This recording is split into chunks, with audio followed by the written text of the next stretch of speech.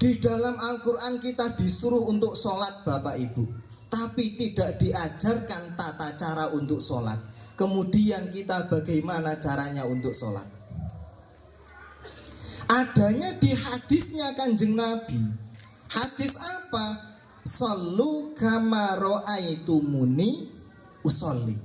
Sholatlah kalian seperti kalian melihat saya sholat.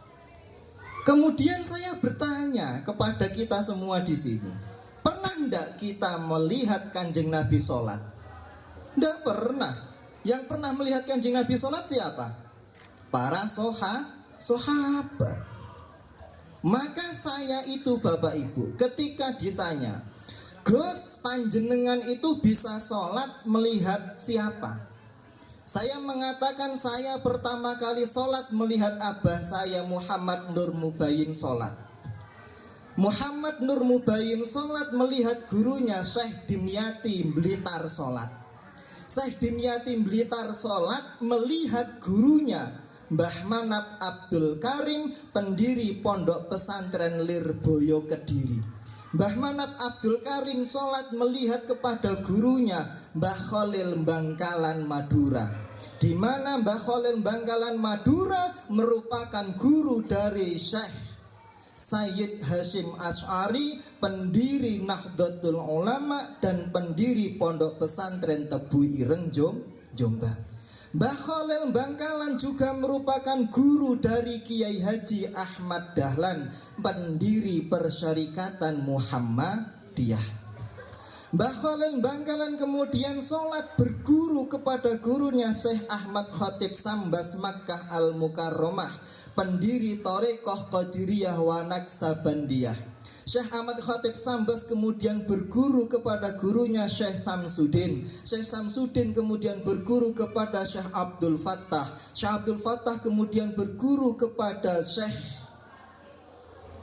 Kamaluddin. Syekh Kamaluddin kemudian berguru kepada Syekh Utsman. Syekh Utsman kemudian berguru kepada Syekh Abdul Rahim. Syekh Abdul Rahim kemudian berguru kepada Syekh Abu Bakar. Syekh Abu Bakar kemudian berguru kepada Syekh Waliyuddin. Syekh Waliyuddin kemudian berguru kepada Syekh Nuruddin. Syekh Nuruddin kemudian berguru kepada Syekh Zainuddin, berguru kepada Syekh Syarifuddin, berguru kepada Syekh Samsuddin. Syekh Samsudin kemudian berguru kepada Syekh Muhammad Hatta. Syekh Muhammad Hatta berguru kepada Syekh Abdul Aziz. Syekh Abdul Aziz kemudian berguru kepada Sultanul Auliya Syekh Abdul Qadir Al-Jailani.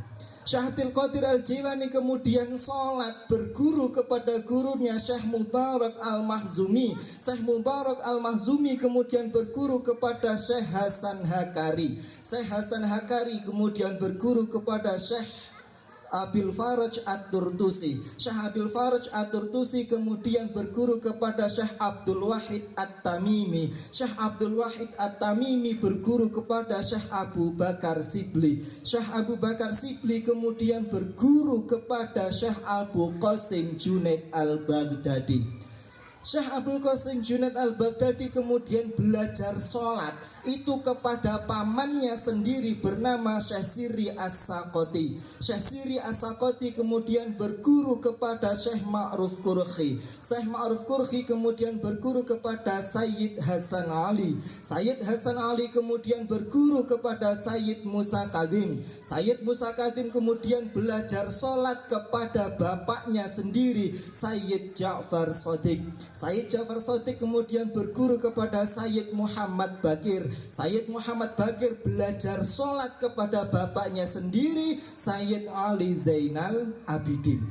Sayyid Ali Zainal Abidin kemudian belajar sholat kepada bapak dan pamannya Sayyidina Hasan dan Sayyidina Husain. Sayyidina Hasan dan Sayyidina Husain belajar sholat kepada Khulafaur Rasyidin Sayyidina Abu Bakar, Sayyidina Umar, Sayyidina Utsman dan Sayyidina Ali karramallahu wajhah. Khulafaur Rasyidin yang empat murid langsungnya Kanjeng Nabi Muhammad sallallahu alaihi wasallam. Nah, Kanjeng Nabi inilah yang kemudian berguru kepada Sayyidina Jibril. Sayyidina Jibril langsung kepada Allah Subhanahu wa ta'ala. Maka Bapak Ibu yang sangat saya hormati, ketika anak-anaknya panjenengan dipondokkan di pesantren-pesantren yang kemudian berafiliasi kepada Nahdlatul Ulama, kepada Muhammadiyah, dan berafiliasi ke pondok